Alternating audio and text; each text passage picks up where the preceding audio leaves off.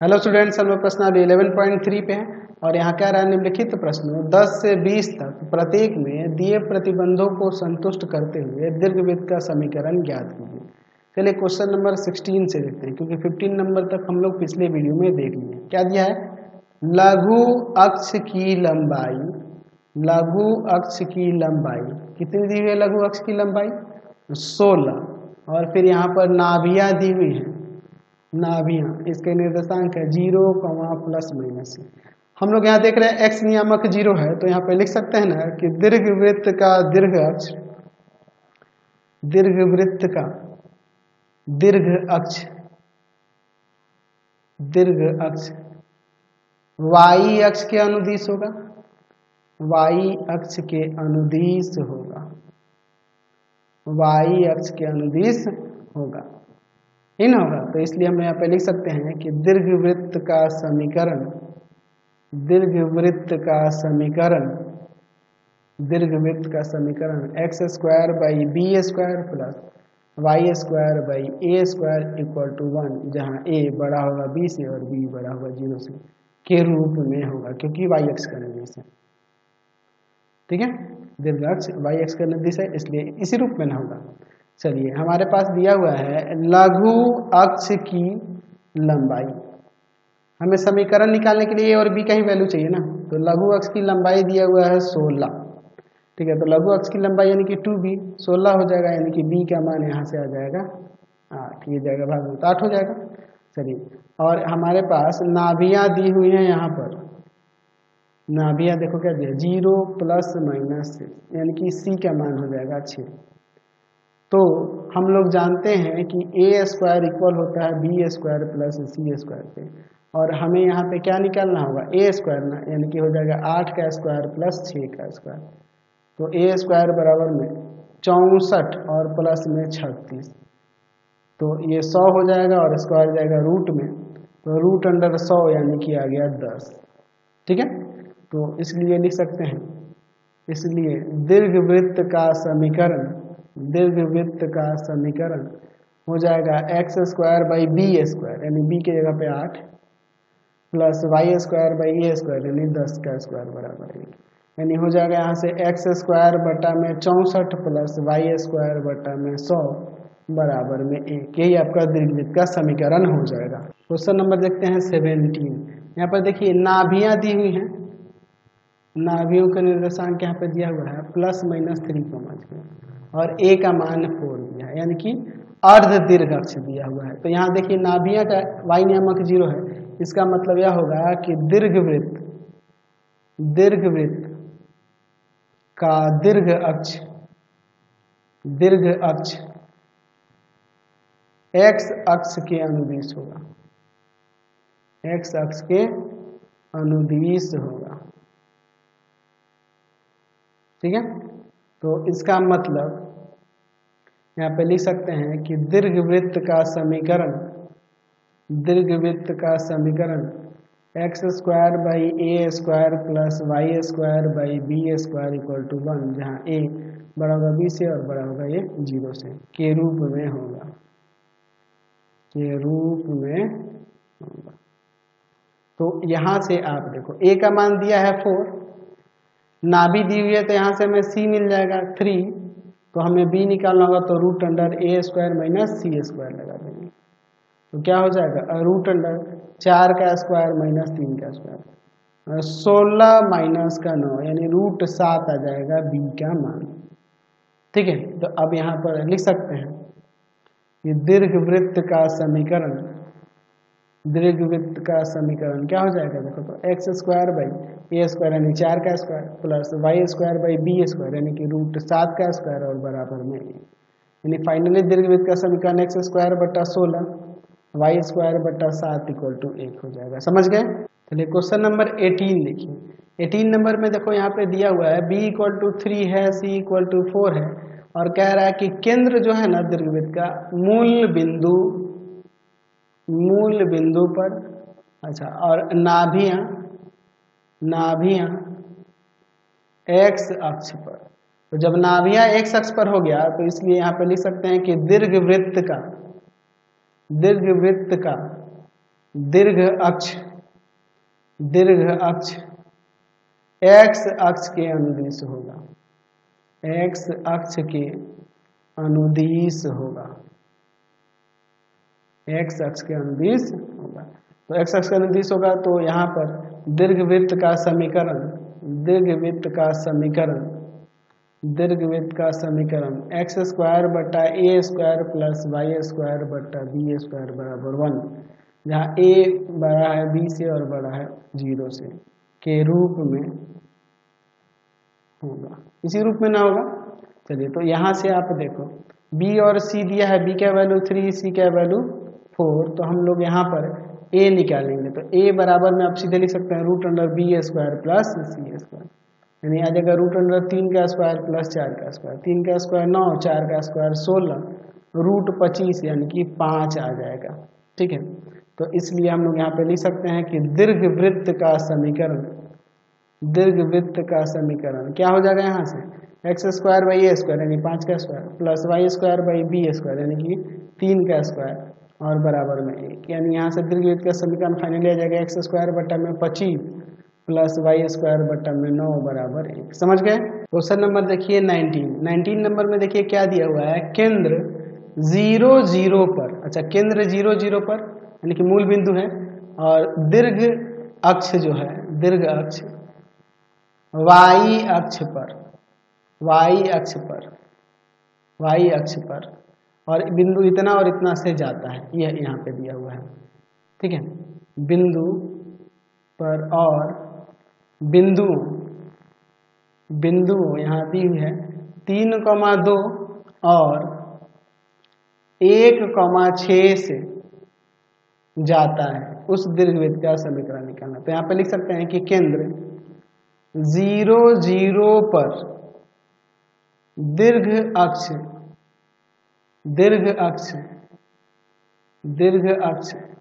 जो है y अक्ष पर दीर्घवृत्त का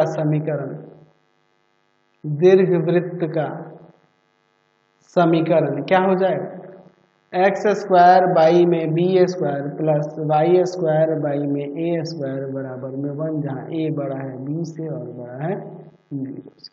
ऐसे ना लिखेंगे। चलिए तो चूंकि दीर्घवृत्त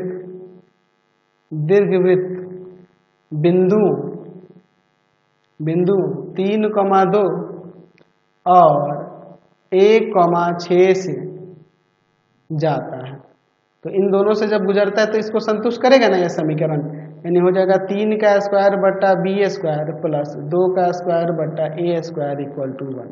तो यहाँ से हो जाएगा 9 बटा में बी स्क्वायर प्लस 4 बटा में ए स्क्वायर इक्वल टू 1। एक समीकरण ये ले लेते हैं। अच्छा 1 और 6 ये भी बिंदु है, तो ये रखेंगे तो हो जाएगा 1 का स्क्वायर बटा बी स्क्वायर प्लस 6 का स्क्वायर बटा में ए स्क्वायर इक्वल टू 1, यानी आ जाएगा 1 बटा में बी स्क्वायर प्लस 36 बटा में ए स्क्वायर इक्वल टू में 1। ये आपका समीकरण 2 हो जाएगा। ठीक है, यहाँ पे ये हो जाएगा। अब देखिए इन दोनों को सॉल्व करेंगे, तो इस समीकरण 1 में 9 से गुना कर देंगे तो हमारा काम हो जाएगा। अब देखते हैं समीकरण 1 तथा समीकरण 2 से हम लोग ए स्क्वायर और बी स्क्वायर का ही यहाँ से वैल्यू निकालेंगे। 9 81 कर दे, क्या 81 बटा में बी स्क्वायर प्लस 36 बटा में ए स्क्वायर इक्वल टू 9, और यहाँ पे कुछ से ए 1 से गुना कर दो 1 बटा में बी स्क्वायर प्लस 36 बटा में ए स्क्वायर इक्वल टू में 1। यहाँ साइन चेंज करते हैं तो देखिए क्या हो जाएगा, माइनस माइनस माइनस ये कट जाएगा यहाँ पर। यहाँ हो जाएगा 80 बटा में बी स्क्वायर और इक्वल टू में इधर 8, यानी कि 8 बी स्क्वायर बराबर में 80, ये जाएगा भाग में तो बी स्क्वायर का मान यहाँ से 10 आ जाएगा। अब लिखेंगे बी स्क्वायर का मान समीकरण 2 में रख देते हैं। समीकरण 2 में रखने पर समीकरण 2 देखिए क्या है आपका, 1 बटा में बी स्क्वायर प्लस 36 बटा में ए स्क्वायर इक्वल टू 1। तो बी स्क्वायर की जगह हमें 10 रखना है ना, तो 1 बटा 10 प्लस 36 बटा ए स्क्वायर बराबर में 1। इसको ले जाएंगे 36 बटा ए स्क्वायर इक्वल टू में 1 माइनस 1 बटा 10। चलिए अब आगे यहाँ सॉल्व करते हैं, क्या हो जाएगा 36 बटा में ए स्क्वायर इक्वल टू में, इधर एलसीएम लेंगे 10, 10 माइनस 1, 36 बटा में ए स्क्वायर इक्वल टू में 9 बटा में 10, ये कट जाएगा 4 बार में। ठीक है, तो यहाँ से हो जाएगा आपका कितना, ए स्क्वायर इक्वल टू में 40, क्रॉस मल्टीप्लाई कर दिए, ए स्क्वायर और बी स्क्वायर का आ गया ना मान, इसलिए लिख सकते हैं कि दीर्घवृत्त का समीकरण क्या हो जाएगा, एक्स स्क्वायर बटा में बी स्क्वायर था यानी 10, वाई स्क्वायर बटा में ए स्क्वायर यानी कि 40 और इक्वल टू में यहाँ से क्या हो जाएगा 1। ये आपका दीर्घवृत्त का समीकरण हो गया। इतना ही आप लिख सकते हैं, समझ गए, कोई दिक्कत नहीं है, समझ गए ना। चलिए अगला क्वेश्चन देखते हैं। यहाँ पर 20 नंबर क्या कह रहा है, दीर्घ अक्ष एक्स अक्ष पर और बिंदुओं 4,3 और 6,2 से जाता है, उस दीर्घ अक्ष का हमें दीर्घवृत्त का समीकरण निकालना है। तो यहाँ पे देखिए दीर्घ अक्ष क्या है आपका, एक्स अक्ष पर क्या हो जाएगा, दीर्घ वृत्त का समीकरण क्या होता है, दीर्घ अक्ष एक्स अक्ष पर हो तो दीर्घवृत्त का समीकरण क्या होता है, एक्स स्क्वायर बटा में A square plus Y square बटा में बी स्क्वायर इक्वल टू 1, और यहाँ ए बड़ा होता है बी से और यहाँ बड़ा होता है 0 से, यही ना होता है जी। चलिए अब हमारे पास यहाँ कह रहा है कि चूंकि दीर्घवृत्त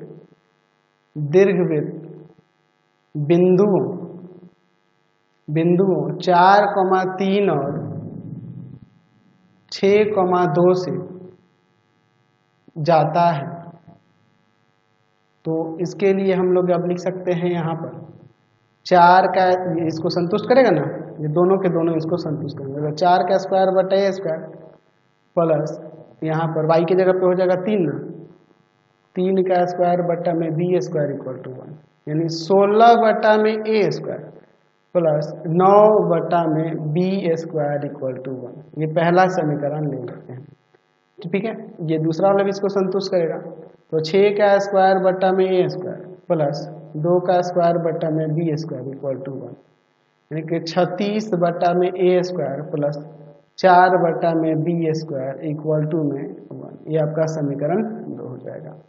चलो तो एक काम करते हैं, समीकरण 1 में 4 से गुणा कर देते हैं और समीकरण 2 में 9 से, ताकि ये बी स्क्वायर वाला सेम हो जाए, कोई दिक्कत नहीं है इससे। चलिए अब इसके बाद देखिए यहाँ लिखते हैं समीकरण 1 तथा 2 से, समीकरण 1 तथा समीकरण 2 से, इन दोनों समीकरणों से देखिए क्या हो जाएगा। यहाँ सोचो का 64 बटा में ए स्क्वायर प्लस का 9 चौका 36 बटा में बी स्क्वायर इक्वल टू 4, और यहाँ पे 9 से गुना होगा तो 36 में हम लोग गुना कर देंगे 9 से ना, तो क्या आ जाएगा यहाँ पर 324 और बटा में ए स्क्वायर प्लस 36 बटा में बी स्क्वायर इक्वल टू में 9।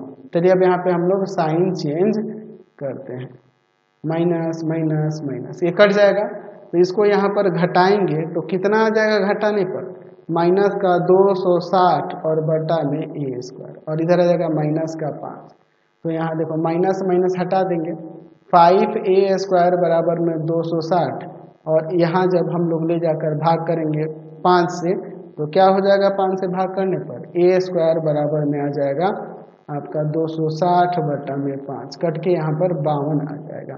अब लिखते हैं a स्क्वायर का मान समीकरण 1 में रखने पर, समीकरण 1 देखिए क्या था आपका ऊपर, यहाँ पर है देखिए 16 बटा में ए स्क्वायर प्लस 9 बटा में बी स्क्वायर इक्वल टू 1, 16 बटा में ए स्क्वायर प्लस 9 बटा में बी स्क्वायर इक्वल टू 1।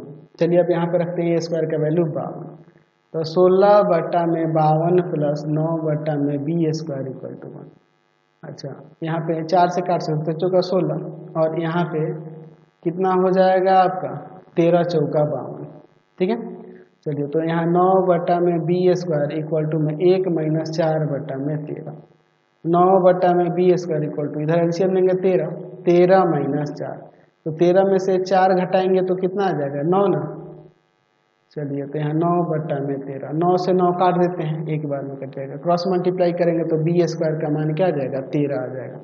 तो ए स्क्वायर 52 आया है और बी स्क्वायर क्या आया है हमारे यहाँ पर 13 आया है, तो यहाँ पर लिख सकते हैं। इसलिए दीर्घवृत्त का समीकरण क्या हो जाएगा, यहाँ पर एक्स स्क्वायर बटा में ए स्क्वायर था, ए स्क्वायर यानी कि 52, और वाई स्क्वायर बटा में बी स्क्वायर यानी 13 और बराबर में 1। इतना ही छोड़ सकते हैं, या चाहो तो एलसीएम भी ले सकते हो। 52 यहाँ भाग करके एक जाकर ऊपर में गुना करेगा एक्स स्क्वायर, प्लस इसमें भाग करेंगे 4 जाकर ऊपर गुना करेगा 4 वाई स्क्वायर बराबर 1। ये जाकर उधर गुना कर देगा, X square plus 4 Y square equal to 52। ऐसे भी आप इसे लिख सकते हैं, कोई दिक्कत नहीं है। तो यही आपके क्वेश्चन थे इस एक्सरसाइज के। सारे क्वेश्चन मैंने बता दिए। आपको हमारे 3 चैनल को सब्सक्राइब करना होगा। पहला है पाथफाइंडर क्लासेस छपरा। दूसरा है आपका भारती भवन Ravikant sir,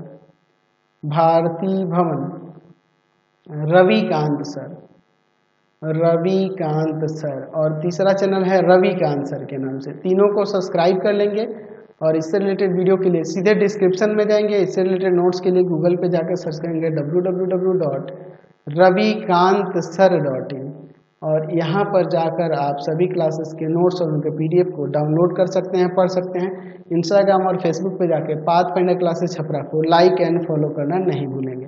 thanks for watching the video, और कमेंट करके ज़रूर बताते रहें कि हमारे चैनल के वीडियो आपको कैसे लगते हैं।